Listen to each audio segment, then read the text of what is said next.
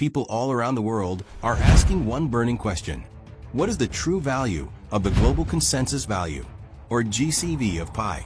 And how will its confirmation change the lives of pioneers who've been mining this digital gold right from their smartphones? Let me tell you, this isn't a distant dream anymore.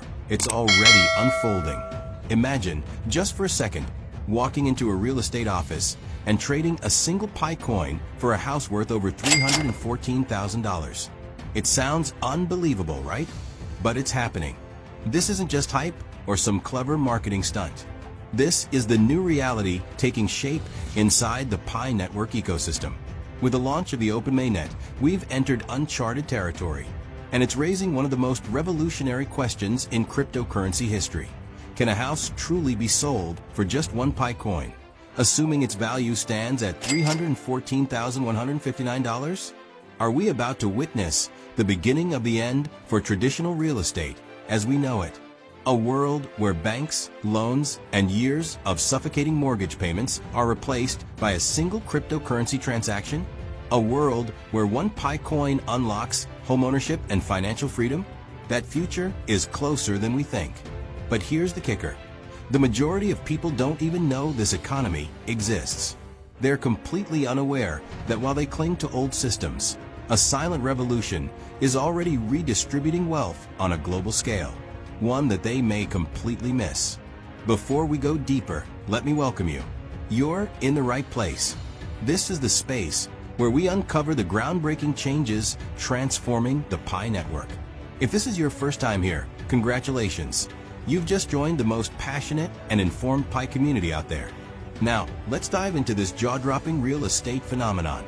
I'm about to show you exactly how this one Pi for a house idea isn't just possible, it's already real.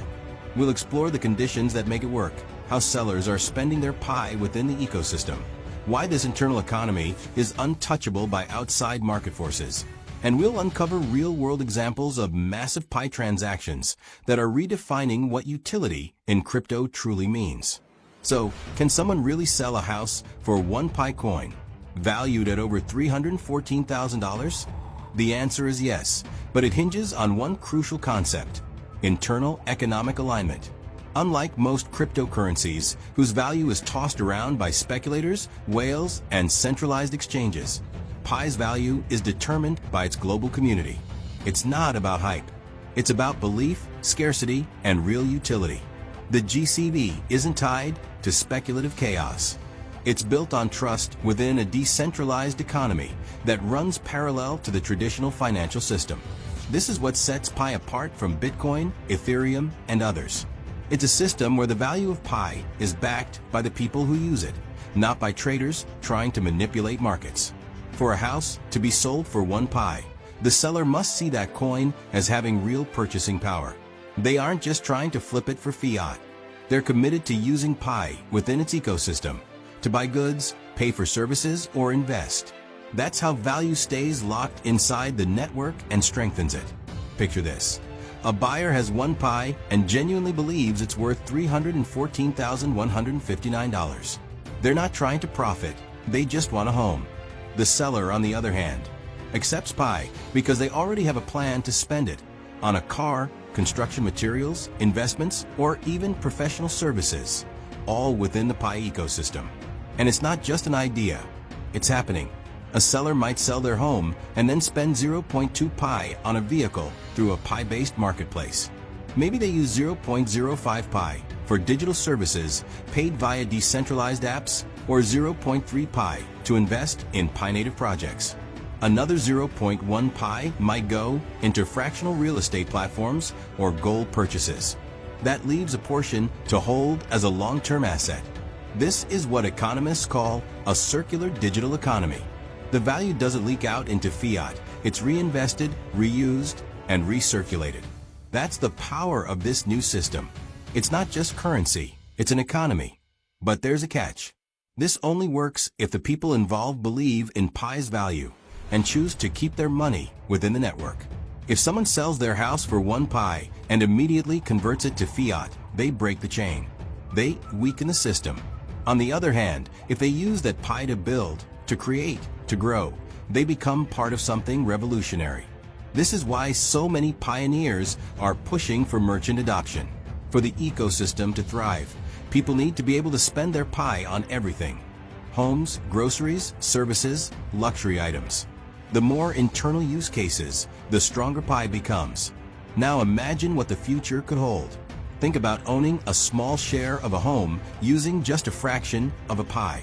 Think about entire neighborhoods being built through Pi-based crowdfunding. Imagine real estate transactions done entirely with smart contracts. No middlemen, no banks, no inflated fees.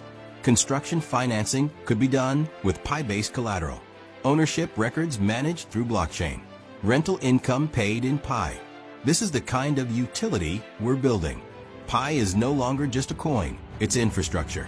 But for all this to work, several things must be in place. Real estate developers, brokers, and businesses must adopt Pi and reinvest it within the ecosystem. There needs to be robust internal demand. People must trust that they can spend their Pi on meaningful goods and services. And compliance, security, and transparency must be airtight, because these are high-stakes transactions involving life-changing sums.